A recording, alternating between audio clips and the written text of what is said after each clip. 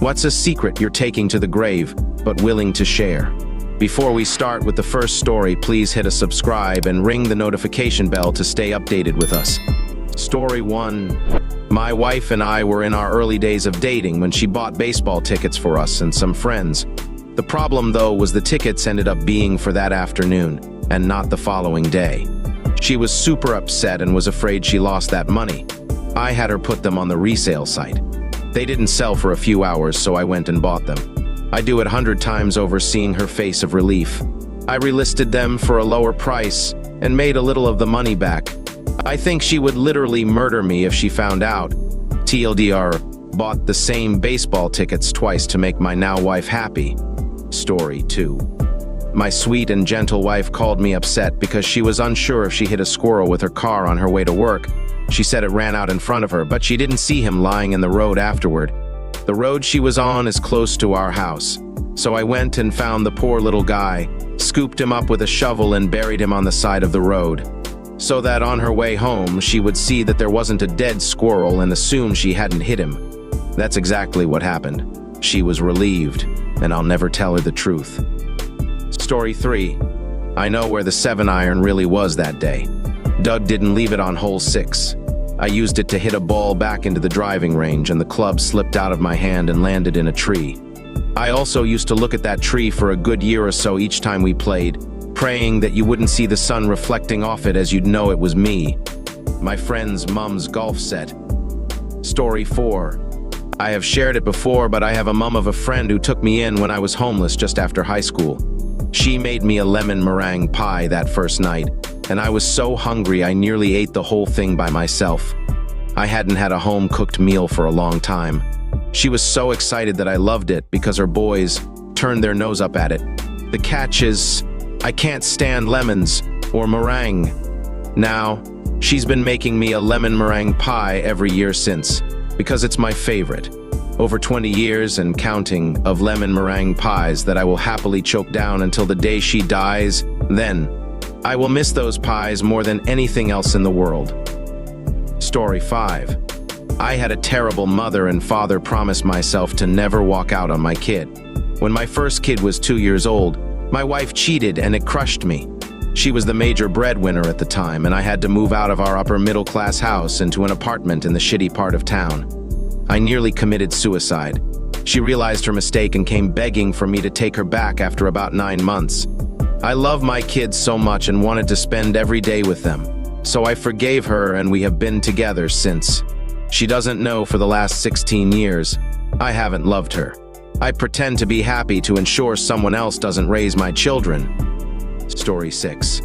During my days Brigham Young University, Idaho, I would go out after dark in my homemade ghillie suit to scare the students there. They walk by and I'd surprise them with an unexpected movement or word. I got chased by the cops once, but I was fast enough to turn the corner of the building, lay down in the garden, and they kept running.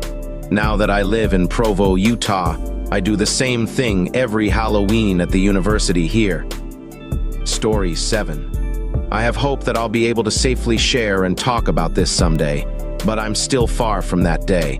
For now, it's a lifelong secret. I was sad by my father at 4 to 5 years old. My father hasn't been in my life for nearly 5 years. He's pretty messed up. However, I still love and miss him deeply, genuinely. I made the decision to cut him out and haven't looked back. It's been a hard journey forward. No one in my life understands why, because I would be humiliated if I talked and my family won't believe my truth. Story 8. Not technically a secret, because I've only told my wife, who also knows the person in question. Many years ago, during a trip to Amsterdam, my drunk and stoned friend and I stumbled into a sex shop. My friend went up to the counter and brazenly asked, "Where's the kiddie porn?" He was ushered behind a screen into another room and shown a room full of shelves of porn. I followed, took a mag off the shelf and turned the page. I then literally grabbed him by the collar and dragged him out of the door. I didn't mention it ever for about 20 years. Now I don't know if he meant what he said, but he certainly said it. Married 4 kids, pillar of society now, but part of me still thinks if deep down he's a sicko. Story 9. This one's pretty dark, just FYI. I was deployed to Iraq. We had a hot-headed guy who would be a gunner on the Humvees and shoot a ton of warning shots when vehicles got close, like 10 times the amount everyone else in our platoon combined. Anyway, I got out on a detail away from my platoon for a couple months. When I got back, it was the same old thing. A few years after we got back, I was talking to a friend of mine who was in my platoon over there. Turns out this guy, who was the hothead, straight up blew a dude's head off in a car in front of him and shot a dude in a bus when he was the passenger. I'm talking they weren't even near our platoon. He straight up murdered them. Want the kicker? He's now a cop in North Carolina. Story 10. I think I'm a narcissist. I don't go around ghosting or manipulating people, but my empathy is very selective. Sometimes I can't cry. Sometimes I enjoy the pain of those who wronged me.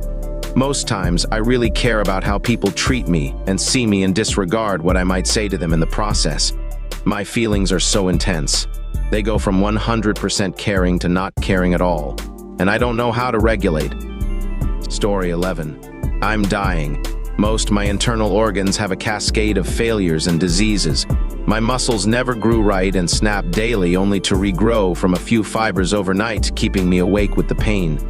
My body doesn't absorb calcium correctly, so my bones break incredibly easily. And last week I started bleeding from my eyes at work.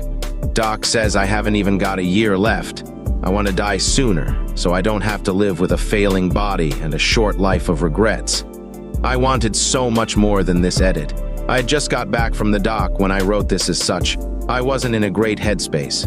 Overall, I've made peace with it, and I've only got a few things left on my bucket list. Today, my doctor contacted me and told me about a few options for a less painful end of life, which I was very happy to hear out. I've even been able to get a payout because of my conditions, so I don't have to work every day just to survive another day. The last things on my list are to try authentic Belgian chocolate, authentic American single malt whiskey, and to say goodbye to a few people I wronged in my earlier life, hopefully make amends. Thank you for all the love and support.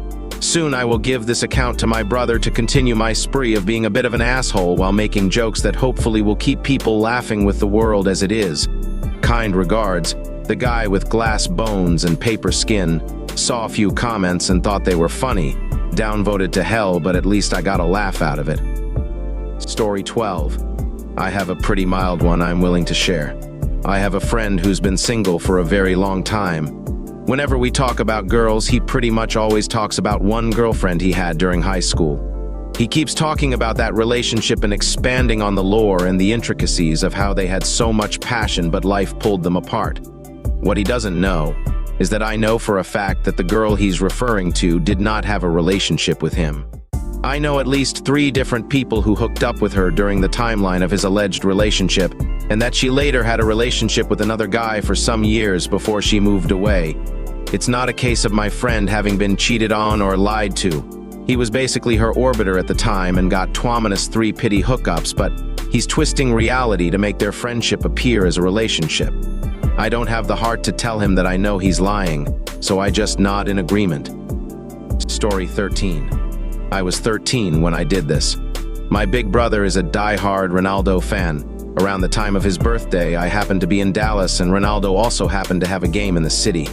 I quickly asked my uncle to take me to the local sports store so I can use my savings to buy a Ronaldo jersey, and waited for hours outside Ronaldo's hotel for him to sign it, but he never came out in my flight. Back home was soon. So, on my flight back home, I end up signing the jersey myself, after studying Ronaldo's signature. I also found a couple believable photos on Google of Ronaldo walking, and made it seem like I took those pics myself, right before he signed it. When my big brother opened the present, he fell to his knees in shock and happiness, and 15 years later, he still cherishes it and talks about it weekly, how it's the best gift of his life.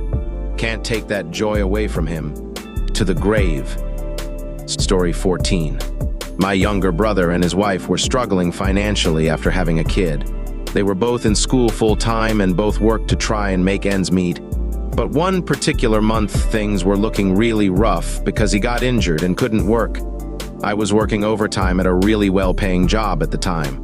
So one night, after getting paid, I went to their place and put an envelope with my entire pay into their mail slot in the door. It was accompanied with a letter I typed. pretending to be an old lady in the apartment building who had seen them with their newborn and wanted to help the new parents out. The relief they got from it was repayment enough for me. I don't want him to ever find out it was me. And now that he's graduated, he's the one working at an insanely well-paying job, and I'm currently disabled, unable to work. Funny how life works out that way.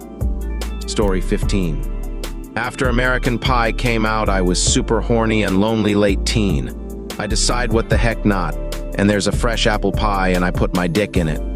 Was a little too hot and got dick burns.